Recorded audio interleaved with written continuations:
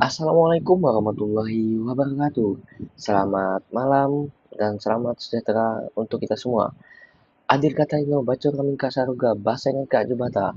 Arus arus arus. Perkenalkan nama saya Maulana Malik Ibrahim dengan NIM ujung 063 dari Prodi Sistem Informasi. Pada kesempatan kali ini saya akan mempresentasikan hasil tugas besar mata kuliah struktur data.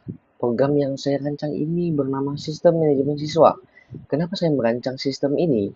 Karena dalam sistem manajemen database yang sesungguhnya kita membutuhkan berbagai cara untuk menyimpan, mencari, dan mengurutkan data dengan efisien. Oleh karena itu, codingan ini ibarat sebuah wadah komplit. Saya tidak hanya menggunakan satu struktur data, melainkan menggabungkan semua searching, sorting, stack, queue, linked list, hingga hash table ke dalam satu ekosistem object-oriented programming yang saling terintegrasi. Mari langsung saja kita bedah alur logikanya satu persatu dari modul yang pertama. Nah, di sini kita membahas bagian searching dulu. Nah, kita bisa lihat di baris kode teratas ini ada class modul atau class modul pencarian. Nah, di sini saya menyediakan dua metode. Yang pertama, pencarian linear, dan yang kedua, pencarian biner atau binary search. Nah, yang pertama kita akan membahas pencarian linear dulu. Konsepnya sederhana. Kita memanggil absen siswa di kelas. Program menggunakan pengulangan for index, nilai in enumerate daftar data. Artinya, komputer akan mengecek data mulai dari urutan paling atas, indeks ke 0, indeks ke 1, dan seterusnya, sampai nilai yang dicari dengan target cocok. Jika ketemu, ia akan mengembalikan posisi indeksnya. Nah, namun jika datanya sangat banyak, pencarian linear akan lambat. Makanya saya buatkan metode yang kedua, yaitu pencarian biner atau binary search. Syaratnya data harus diurutkan dulu. Logikanya persis seperti kita mencari kata di dalam kamus tebal. Kita tidak membaca dari halaman pertama, tapi langsung kita buka tengahnya. Perhatikan di kode saya membelah data menjadi dua dengan rumus tengah sama dengan dalam kurung kiri plus kanan dibagi dua. Nah, kalau nilai tengahnya lebih kecil dari target yang kita cari, berarti kita cukup fokus mencari di belahan sebelah kanan dan mengabaikan belahan kiri. Ini membuat program bekerja sangat cepat. Oke, kita lanjut ke modul sorting. Di sini kita ada class sorting module. Class ini bertugas merapikan data yang berantakan. Untuk data yang bentuknya list, saya mengimplementasikan algoritma bubble sort. Bayangkan gelembung air yang perlahan naik ke permukaan. Di dalam codingan ini terdapat dua perulangan atau nested loop, yaitu perulangan I dan J. Program yang akan membandingkan dua data posisinya bersebelahan menggunakan logika if array J lebih besar array J plus 1. Nah, kalau nilai sebelah kiri ternyata lebih besar, maka posisinya akan ditukar. Posisi ini diulang terus sampai data terbesarnya berada di ujung kanan.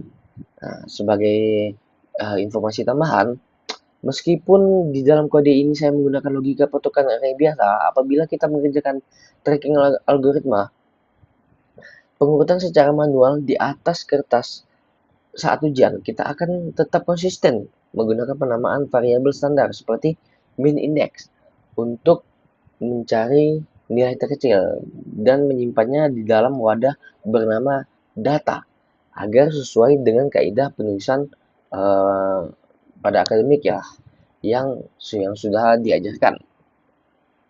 Nah, modul ini saya lengkapi dengan fungsi bawaan Python untuk mengurutkan tuple, set, dan dictionary menggunakan fungsi lambda berdasarkan kuncinya, key maupun nilainya atau value. Oke, kita lanjut ke bagian uh, modul stack. Nah, pertama ada kelas stack. Konsepnya adalah LIFO, last in, first out. Analogi paling mudahnya adalah tumpukan piring kotor. Piring yang terakhir kita taruh di atas tumpukan pasti menjadi piring pertama kita ambil untuk dicuci. Di kode ini ada fungsi push menggunakan .pen untuk menaruh data ke atas tumpukan dan pop untuk mengembalikannya kembali. Dalam aplikasi manajemen siswa ini, stack saya memanfaatkan secara khusus untuk membangun fitur undo atau pembatalan operasi. Nah, sekarang kita lanjut ke modul class queue yang berkonsep FIFO, first in, first out. Ini kebalikannya dari stack. Nah, analogi sederhananya persis seperti kita sedang mengantri kasir atau mengantri makanan. Siapa yang datang duluan? Dia yang akan dilayani duluan. Fungsi NQ akan menaruh siswa di ujung belakang antrian, sedangkan fungsi DQ menggunakan .pop akan memanggil dan memproses siswa yang berada di posisi indeks ke 0 atau paling depan. Modul ini saya gunakan untuk mengatur antrian registrasi mahasiswa baru. Oke, kita lanjut ke modul linked list. Nah, paling atas ini ada class node dan class linked list. Nah, mari kita beralih ya ke struktur data yang tidak terikat oleh indeks, yaitu linked list. Kita bisa membayangkan sistem ini seperti rangkaian gerbong kereta api. Nah, langkah pertama saya membuat class node. Ini adalah satu buah gerbong. Di dalam node ini ada self data yang berisi informasi siswa dan ada self.next yang merupakan tali pengait untuk menyambungkan ke gerbong di belakangnya. Nah, lalu di class linked list, kita mulai merangkai keretanya. Di sini ada kepala kereta yang disebut self head. Mari perhatikan fungsi tambah di akhir. Nah, program akan mengecek apakah keretanya masih kosong. Jika kosong, maka gerbong baru langsung menjadi kepalanya atau head. Tapi jika sudah ada isinya, program akan menjalankan pengulangan while saat ini .next. Artinya itu komputer akan berjalan menelusuri dari gerbong pertama, kedua, ketiga sampai menemukan gerbong yang paling ujung. Lalu mengaitkan data baru di sana. Sistem ini sangat bisa dibilang optimal karena kita bisa menambah atau menghapus data di tengah-tengah hanya dengan memutus dan menyambung tali pengaitnya. Oke, kita lanjut ke modul stable. Nah, ini adalah bagian bisa dibilang bagian yang terpenting untuk melakukan pencarian tiket lanjut secara instan, yaitu memakai kelas hashTable.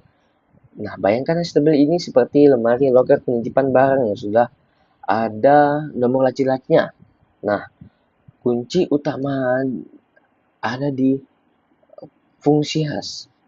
Nah, komputer tidak bisa membaca nama.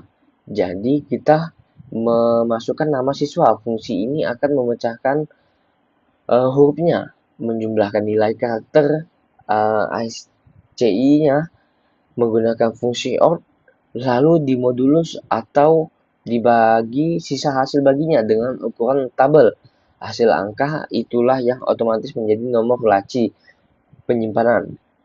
Datanya langsung masuk ke nomor laci tersebut tanpa harus mengecek loker satu persatu, sangat cepat. Nah, lalu bagaimana kalau ada dua anak yang kebetulan hasil perhitungan menunjuk ke nomor loker yang sama.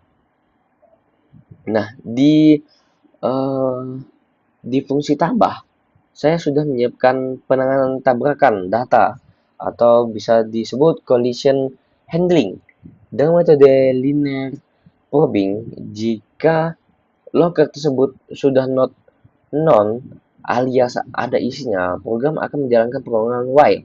Indeks akan ditambah satu per satu, indeks sama dengan satu. Untuk bergeser mencari loker yang benar, yang benar-benar kosong di sebelahnya, jadi tidak akan ada data siswa yang tertimpa secara tidak sengaja. Oke, nah ini adalah bagian bisa dibilang intinya. Nah, di sini ada dari semua fungsi yang terpisah tadi, ini adalah otak utamanya, yaitu kelas sistem manajemen siswa.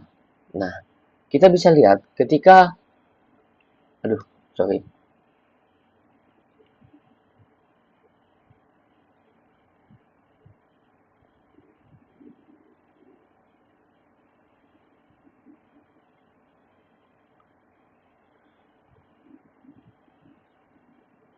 Nah, eh, ketika fungsi tambah siswa, nah dipanggil, program ini bekerja dengan sangat bisa dibilang cerdas lah ya.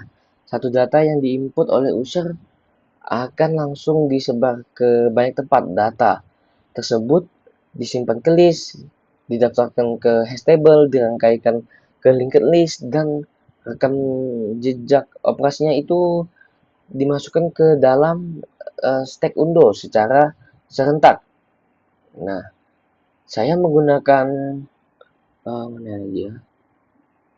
Oh iya, ini saya menggunakan uh, pengulangan walkthrough untuk menciptakan antarmuka yang bisa dibilang menu interaktif yang terus menyala sebelum kita menekan angka 0. Nah, sistem ini juga sudah saya apa ya bisa dibilang pelindung, yaitu try except atau error handling. Jadi kalau pengguna salah mengetik huruf nih di kolom nilai, nah maka programnya tidak akan crash, tapi akan menampilkan peringatan input tidak valid. Nah, jadi dan di sini ada juga untuk demonya, biar dia nanti akan menjalankan secara otomatis. Nah, program ini membuktikan bahwa penggabungan teori searching sorting itu dinamis dan pemetaan memori dapat menghasilkan sebuah sistem manajemen database yang solid dan tidak mudah rusak. Nah, sekian presentasi struktur data dan sistem yang telah saya buat. Maka saya akhiri. Mohon maaf jika ada salah kata maupun yang lain-lain. Saya akhiri. Terima kasih. Wassalamualaikum warahmatullahi wabarakatuh.